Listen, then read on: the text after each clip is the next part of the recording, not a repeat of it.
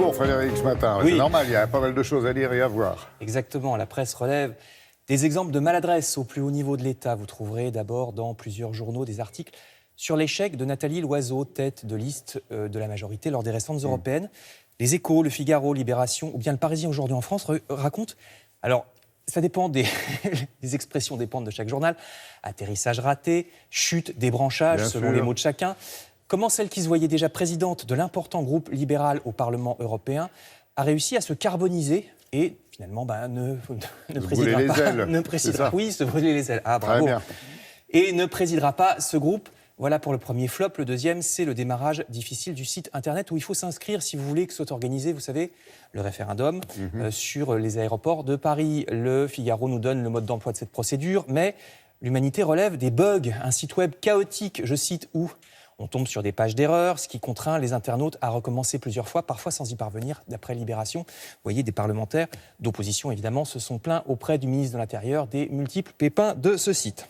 Bon, alors, il faut avouer que ministre de l'Intérieur, c'est un ministère énorme, hein, beaucoup de choses reposent sur vous, mais sans doute, voilà, c'est un des plus difficiles à conduire. Vous lirez par exemple ce matin dans le dossier principal du Figaro un grand reportage qui montre la très complexe lutte par les fonctionnaires de l'État contre les mosquées radicales en France. L'État parvient à force de pugnacité à obtenir la fermeture, par exemple, ces derniers mois, de 3 établissements radicalisés à Grenoble, près de Dunkerque ou près de Maubeuge, mais à chaque fois, ce sont des procédures de longue haleine, des bras de fer juridiques, raconte le Figaro. Donc oui, le ministère de l'Intérieur, c'est pas un ministère facile. Mais ça n'empêche pas Libération de trouver ce matin en couverture que le ministre va peut-être un peu loin en matière, cette fois, de violences policières. Lors des manifestations de Gilets jaunes, si on en parlait, M. Castaner réclame Libé, sur ce genre de sujet, la France refuse le dialogue, déclare carrément un rapporteur des Nations Unies sur les droits de l'homme, ça n'est pas rien, qui parle d'un déni, je cite, des autorités françaises sur les violences policières.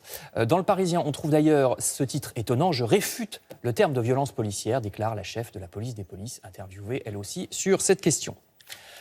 Alors, toujours des maladresses, en tout cas ce que les journaux considèrent comme tel, avec cette fois la question du lobbying. D'abord, le Canard enchaîné nous apprend qu'à l'Agence nationale de sécurité sanitaire, la nouvelle directrice de la communication n'est autre qu'une ancienne lobbyiste qui travaillait auparavant avec des clients comme Coca-Cola, Total ou Monsanto. Profil étonnant donc pour une personne qui désormais sera chargée de la lutte contre les produits chimiques dans notre alimentation.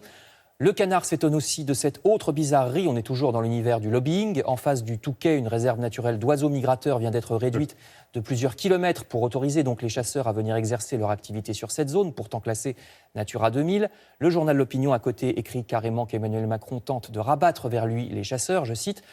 Enfin, sans même parler de lobbying, ce qui choque les journaux dans toutes ces histoires, c'est la persistance de certaines injustices. Je termine avec le site web de France Culture qui explique que plus on est riche, plus on a de marge de manœuvre pour frauder le fisc. Et inversement, plus on est pauvre, moins on a de possibilités de frauder. C'est très bien expliqué dans cet article. Et en parallèle, Libération s'insurge contre l'épreuve de philo du bac. Ces deux infos semblent n'avoir aucun rapport. Oui. Pourtant, il y en a un. Parce que les sujets de philo du bac s'éloignent souvent du programme de terminale. Ce qui fait que même si vous avez bien travaillé au lycée, vous pouvez être largué le jour du bac parce que le sujet n'a pas été étudié en cours. Ce qui devient important, c'est donc votre culture familiale. Autrement dit, si vous venez d'une famille aisée ou pas. Ces deux articles sont donc assez liés et c'est dans France Culture et Libération. Et j'imagine qu'on en reparlera la semaine prochaine, oui. entre autres. Merci beaucoup, Frédéric.